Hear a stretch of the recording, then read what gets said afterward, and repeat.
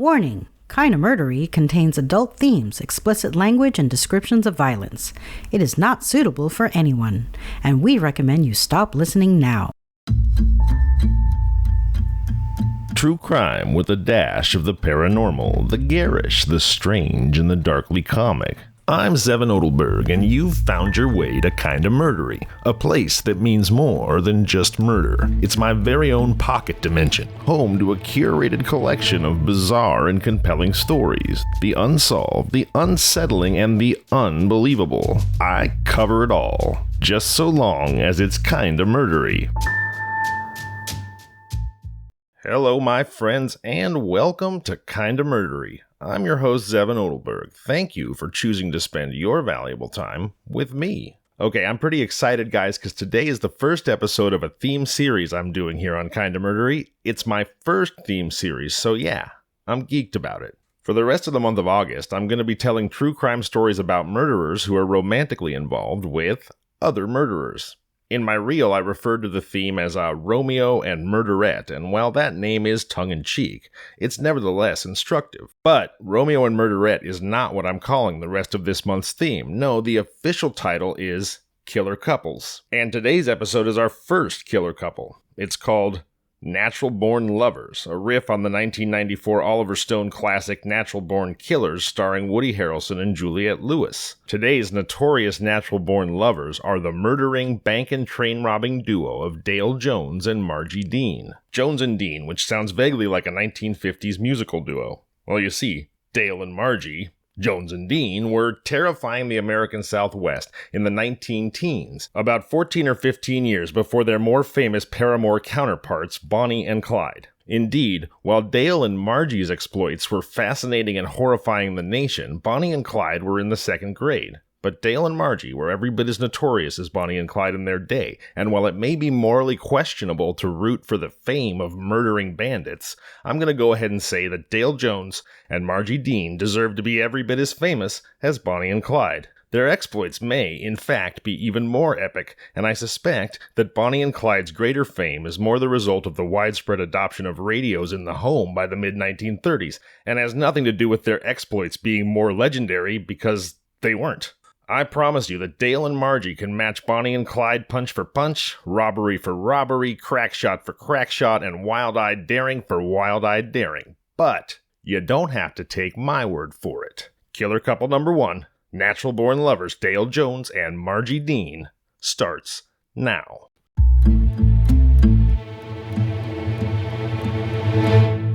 Hey buddy, wait a minute. Patrolman William F. Koger of Kansas City, Missouri, called to a harmless-looking youngster whom he discovered loitering about the railroad yards. But the policeman passed on to eternity before those 60 seconds in the minute that he'd asked for had elapsed. Shot through the heart by the 14-year-old slayer. Dale Jones, Kansas City's boy bandit, had started on his career of blood.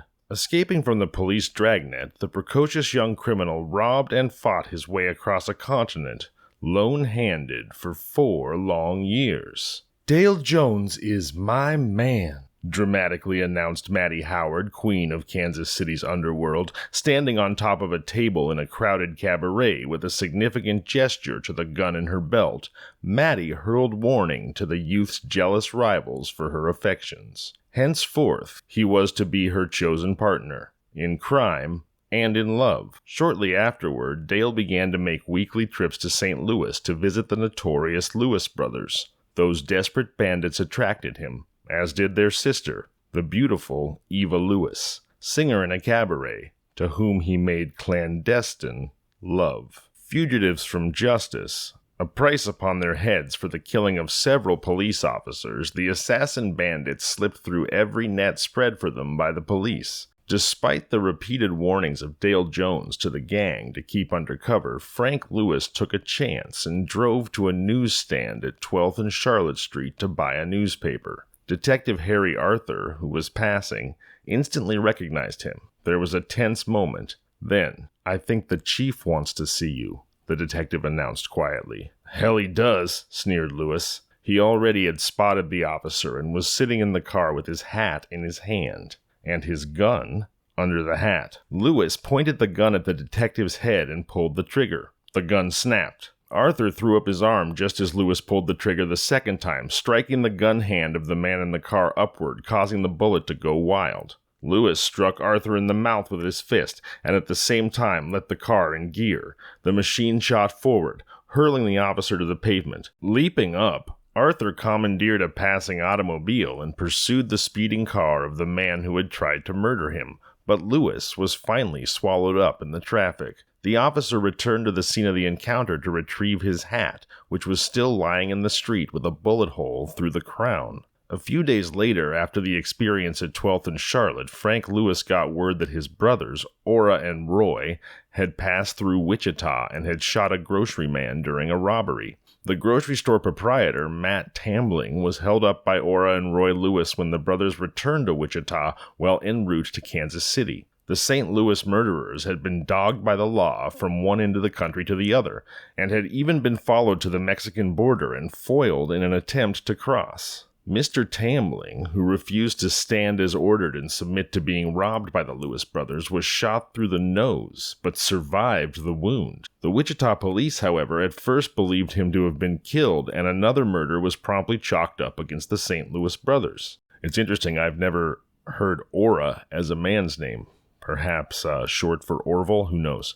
Anyhow, Ora and Roy Lewis escaped from the Wichita police the second time and arrived in Kansas City 2 days later. They are said to have walked the entire distance. Believing Frank to be in Kansas City, Ora and Roy began making the rounds of the speakeasies and dives in search of their older brother. They searched for several days, but in vain, for Frank Lewis, ignorant of the fact that his brothers had returned to Kansas City and were desperately in need of assistance, remained as far away from Kansas City as possible. He did not care for another encounter such as the one he had had with Detective Arthur. Roy Lewis, the youngest of the three brothers, grew lonesome to see his sister. So, leaving Ora in Kansas City, he returned home to St. Louis. He was captured within an hour of arriving there. He was charged with murder, and the date of his trial set for a week later. His attorneys, however, succeeded in getting the case continued on the plea of new evidence intended to establish Roy's innocence of any actual participation in the two murders. Full credit for the capture of Roy Lewis and the final clearing up of the brutal slayings of police officers McKenna and Dillon by Ora and Roy Lewis was given to patrolman Bernard J. Hegeman. It was Hegeman who watched the Lewis home constantly all during the weeks that Roy and Ora were being hunted. He stuck by the belief that a criminal always returns in time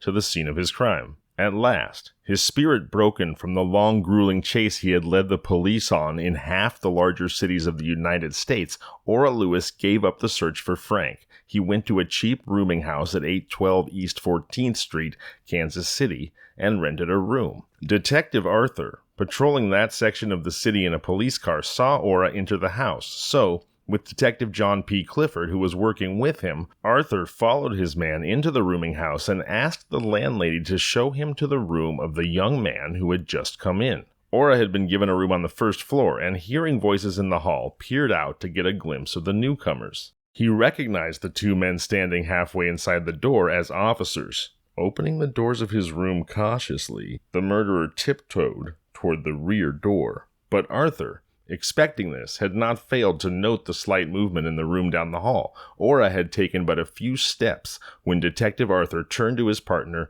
and shouted to him, "Stop that man! He is a brother of the man who shot my hat off." Shoving the landlady aside, both officers sprang forward and started running after the fleeing man. For some reason, I pictured like a Monty Python style. They shoved the lady out of the way completely unnecessarily before running after the fleeing man, but I'm sure that's not what happened.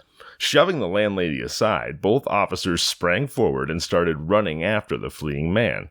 Ora was overtaken just as he reached the door, and in less than 24 hours, the Kansas City police were releasing the prisoner to the St. Louis authorities, to whom Ora made a full confession, not omitting the gruesome details of the slaughter of Officer Dillon. The cases of Ora and Roy Lewis were tried together in Circuit Judge Grimm's court at St. Louis on November 25, 1916. Roy was given life imprisonment, and Ora Lewis was sentenced to hang. Ora's case was appealed to the Supreme Court, and on February 16, 1918, the sentence of death was confirmed by that tribunal.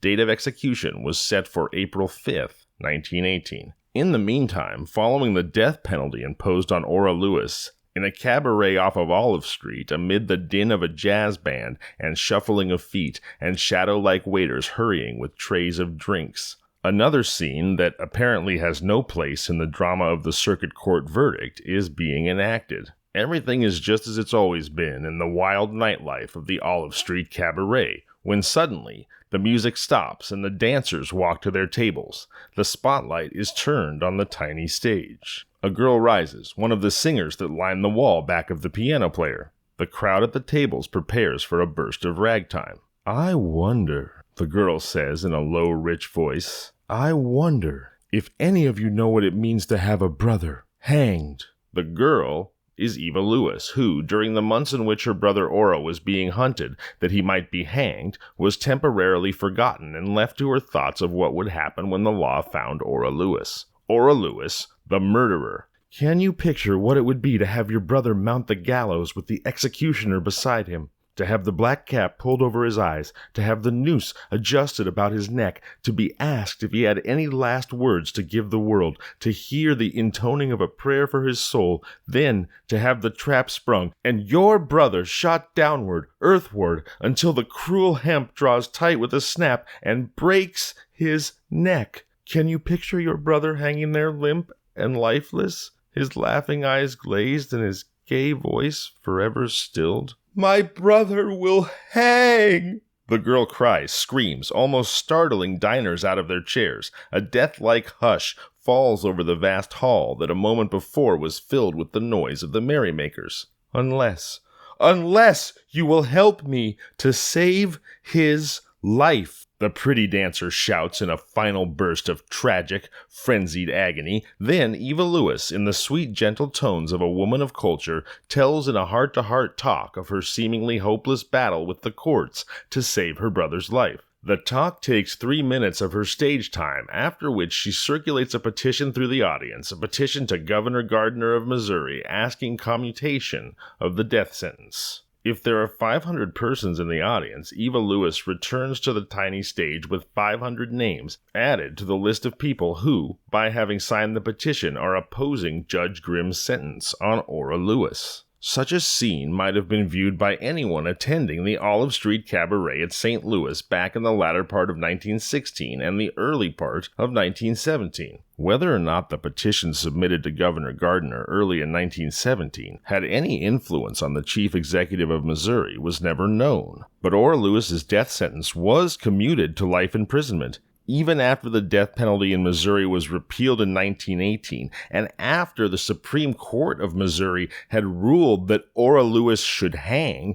in spite of the abolition on capital punishment. So he should hang even though Missouri no longer had capital punishment. That is how terrible the Missouri Supreme Court thought he was. And after all of that, the governor still commuted his sentence.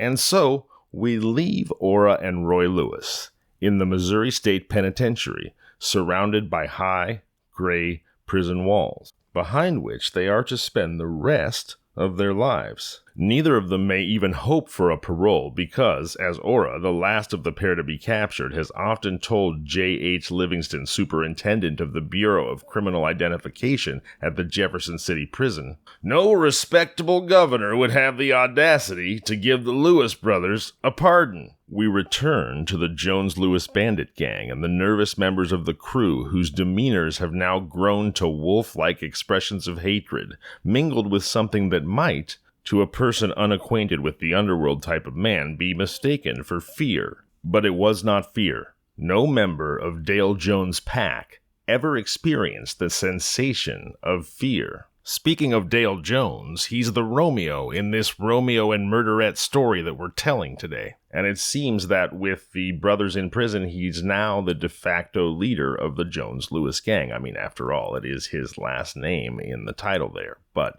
nevertheless, just drawing your attention to this key character. So no member of Dale Jones' pack ever experienced the sensation of fear. Even Blackie Lancaster, who had been a coward all his life, was made unafraid by his association with young Dale Jones. Every man of them, Odelberg, Sherrill, Thomas Knight, and Frank Lewis, was suffering from a bad case of the fidgets.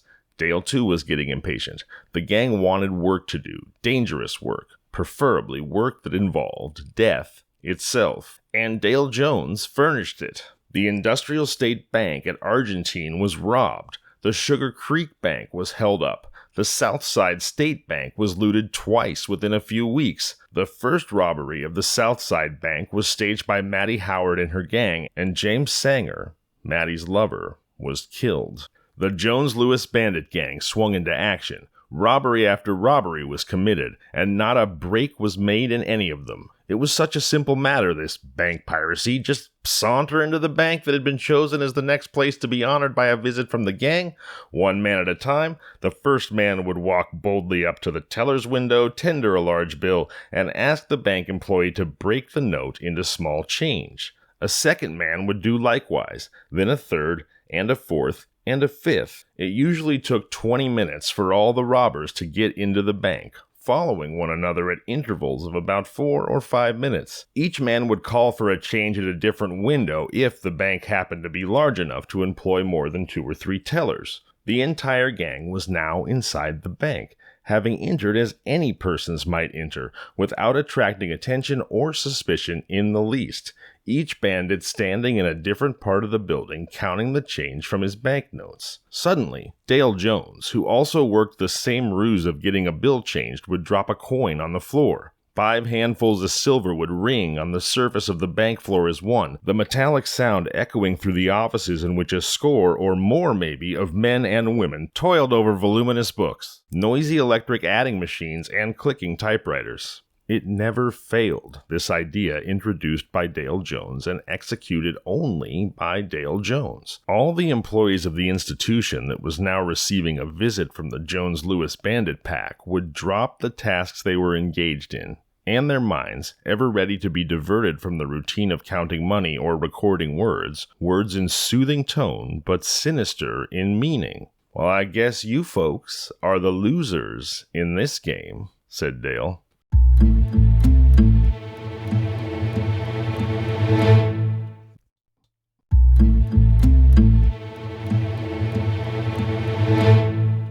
Alright, we're back. Thank you for giving our sponsors a moment of your time. Before we jump back into the story, I wanted to send a shout out to Kathy Hoffman from Newburgh, Oregon, who sent me an email and took me up on my offer to send out super rad, full-color vinyl Kinda Murdery stickers. All you have to do is ask. Thank you, Kathy, for asking. Thank you for listening, and thank you for wanting one of my Kinda Murdery stickers. I'm sending you several. So listen, everyone, if you want a Kinda Murdery sticker, email kindamurdery@gmail.com, shoot me your address, and I'll send you one too. Kathy will always have a special place in my heart for requesting my first sticker, but there's plenty of room on the bandwagon. So again, email me at kindamurdery@gmail.com, and I'll send you a sticker. If you want to see what they look like, check out @kindamurdery on Instagram. Alright, let's get back into the story. As always, I'm going to rewind it a little bit to drop us back into the narrative, but I'm ready. I hope you're ready. Let's rock and roll.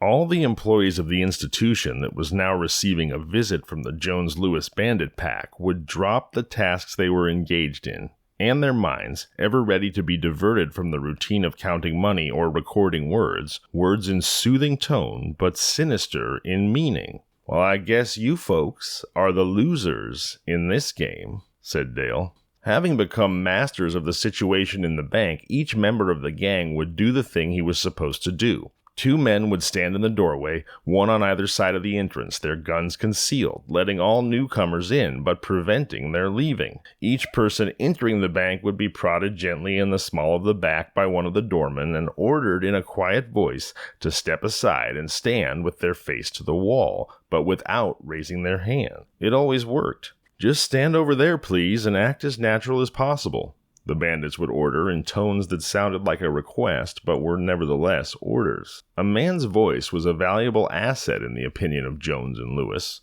Odelberg and Sherrill usually acted as doormen, but when Kansas City Blackie joined the gang, he was posted at the door with Sherrill, and Odelberg worked the tills. This arrangement was made because of Blackie's shooting ability.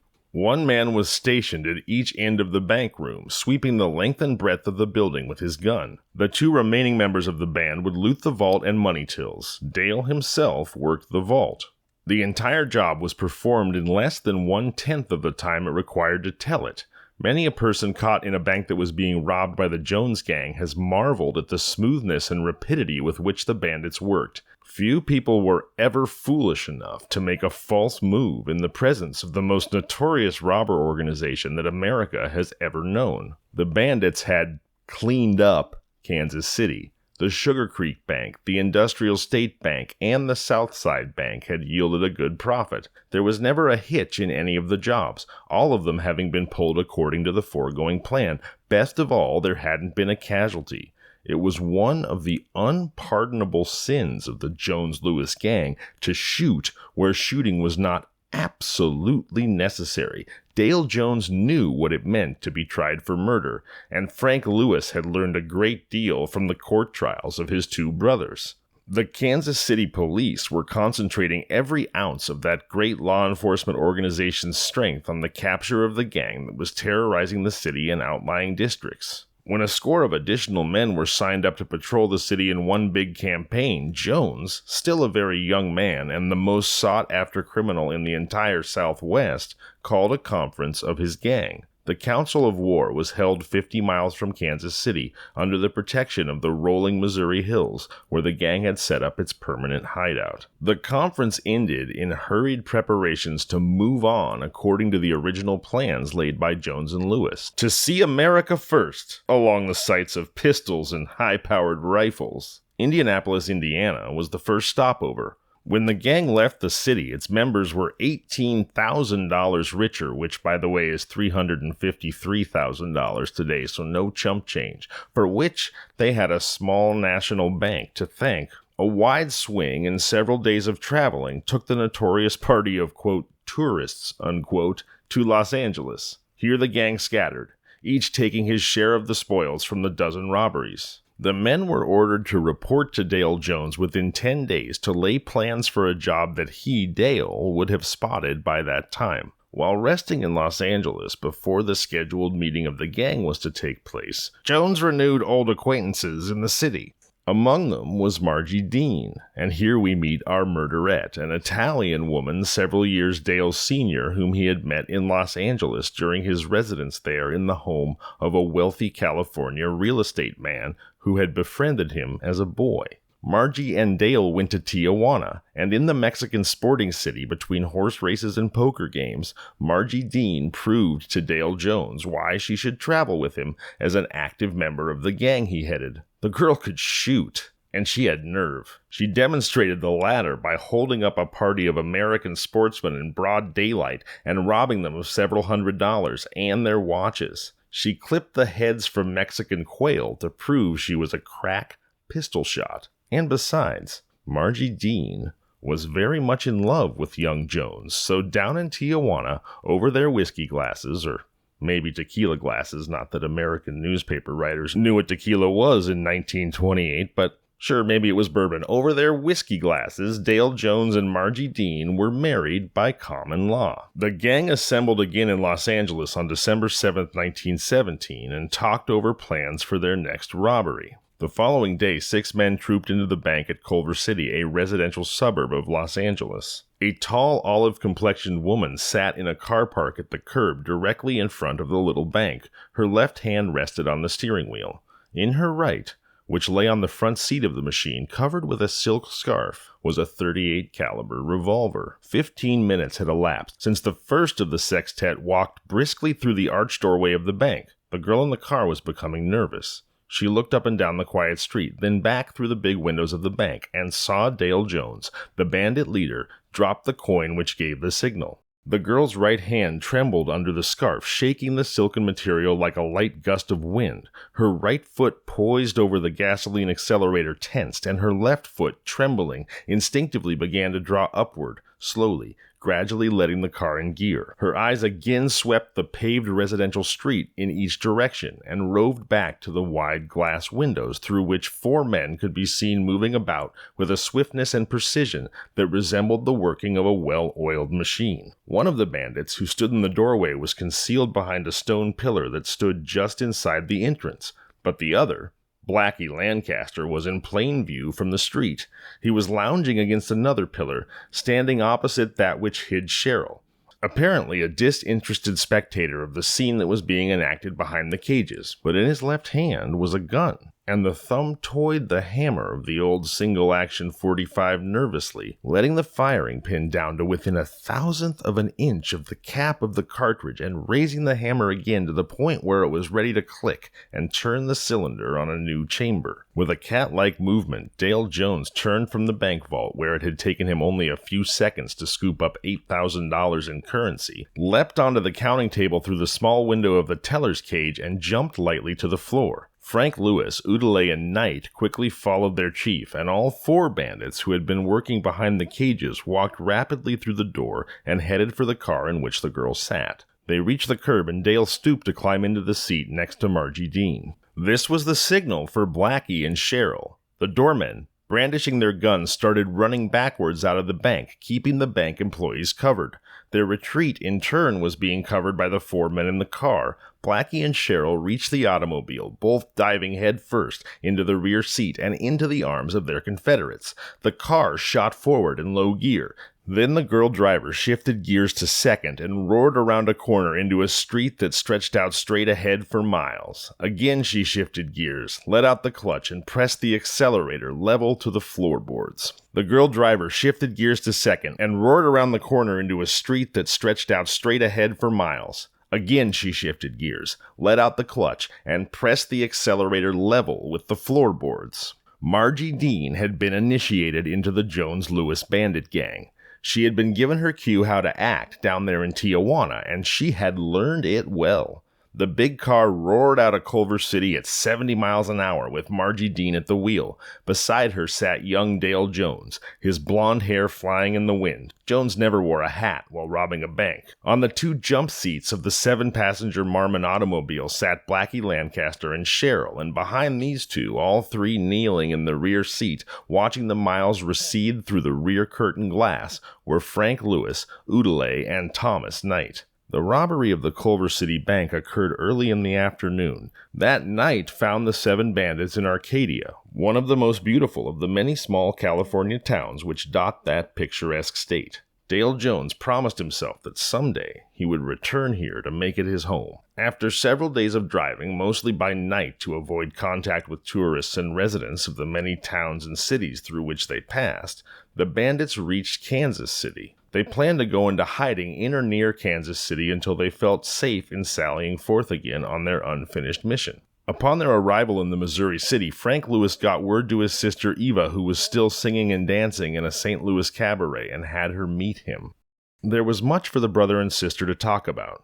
First, Frank was eager to hear of his young wife and the baby. Frank wondered if Eva couldn't arrange to have his wife come to him. His sister said she thought she could manage it, and arrangements were made for Eva to return to St. Louis and get Frank's wife and baby and take them to the gang's rendezvous in the hills. When Eva Lewis drove out to the hills in which her brother and his associates were hiding, she was prepared to stay. Unlike Marjie Dean, who was willing to rough it with the men, Eva could not sacrifice all that was feminine and live a rough life led by the gang. In the half-carload of personal effects with which she had been accustomed to living, and which she took with her into the bandit camp, was a small camera. It was with this camera that Eva snapped the picture of Frank Lewis holding his 6-month-old baby. The snapshot was taken shortly after her arrival in camp with Frank's wife and child. Frank's wife remained in the robber camp for several days until Jones ordered the young mother and her baby to be returned to the city. It can be said of Frank Lewis that he was really in love with his young wife and cared deeply for the child she'd borne him. But Dale, neither a husband nor a father, cared not at all for Frank's feelings about seeing his wife and child and literally kicked them out of camp. So one morning, Frank Lewis drove out of camp in one of the 2 automobiles. The second car had been brought by Eva, and in the machine with him rode his wife and her infant child. Frank drove to within a few miles of Kansas City, and coming to an intersection of two roads, one of which was a regular bus route, he let the young mother out of the car and bade her farewell. Heading the car again back toward the bandit camp, Frank looked back over his shoulder for a last glimpse of the girl whose life was to be forever darkened because of her love for a crook. A few months later, she was automatically divorced from Frank Lewis, and she returned to her people in the suburbs of St. Louis. That's mildly mysterious. I'd like to know what's going to happen. Dale kept his gang in camp for several weeks, sending first one and then another of the men to the city for provisions and to obtain information of what the police were doing. During these weeks in which the 6 men and the 2 women were constantly thrown together with one another, seeing no one but themselves, a situation that had not been foreseen by Jones when he permitted the women to travel with the gang had developed and was growing more acute each day. Dale Jones really was young if he didn't foresee that 2 young women in camp with a gaggle of hardened bandits might create drama. But anyhow, 3 of the men were now madly in love with Eva Lewis, who now had asserted herself and insisted on being called, quote, Queen of the Gang. Worse still, the 2 women were fighting between themselves over Jones. Again, Dale must have been young not to have seen all of this coming. Perhaps not the proclamation of the Queen of the Gang, but several of the men falling in love with the 2 women and then the 2 women fighting is pretty much a guarantee to anyone with a little bit of life experience. So anyway, worse still, the 2 women were fighting between themselves over Jones. Marjie Dean and Eva are known to have gotten into a genuine hair-pulling cat fight when each of them contested the other's claim to, quote, first place in the bandit leader's heart. Frank Lewis never figured in the arguments that took place over which one of his sister's 3 suitors should claim the girl as his, quote, woman. Dale had only to look at Lewis, and the one-time terror of St. Louis would cower before the stronger will of the cold-blooded robber chief. So Dale had complete control over Frank Lewis, and in fact, he also had that level of control over Odelberg and Cheryl. But now, Odelberg and Cheryl are rivals for Eva's affection, and so when the cabaret singer joined the gang, with her fresh young beauty and her great mass of rich auburn hair and coquettish eyes, which lost none of their charm because of her forethought in bringing to the camp a plentiful supply of cosmetics, all of these charms threatened to be the cause of the entire breaking up of the most perfectly organized band of robbers the country has ever known. So basically what the writer's saying is that Eva Lewis is Yoko Ono about to break up the Beatles. For 3 days, neither Jones nor Cheryl nor Odelberg dared close an eye in sleep or turn their backs to one another for fear of being shot. So fierce were the fires of hatred that flamed in their souls. Dale Jones had complete control over the best bank-robbing bandit gang in United States history, and then his new common-law wife, Marjie Dean, and more to the point, Eva Lewis, the gorgeous cabaret younger sister of Dale's partner, Frank, shows up in camp, and suddenly Dale is afraid to go to sleep because either Odelberg or Cheryl might kill him or each other. That's how much and how quickly morale had deteriorated. Geez, maybe he should have let Frank Lewis keep his wife and child in the camp. That might have had a mitigating effect, but hindsight's 20/20. So they dared not close an eye or turn their backs to each other for fear of being shot. So fierce were the fires of hatred that flamed in their souls. And each day, Jones expected his subjects in crime to turn on him, with all the hatred and ferocity with which a wolf pack attacks its leader. We're going to pause our story there. Be sure to tune in this Sunday, August 14th, for part 2 of Killer Couples, Natural-Born Lovers, Dale Jones and Marjie Dean. That's right. Be back here on Sunday as the story of 2 of America's most felonious bandit lovers continues. I'm Zevon Odelberg, and this has been Kinda Murdery. If you've enjoyed today's Kinda Murdery, please tell your friends and family. tell strangers, leave a review. It's the best way to ensure that I can keep telling that special brand of bizarre and terrible tales that you'll only find here on Kinda Murdery.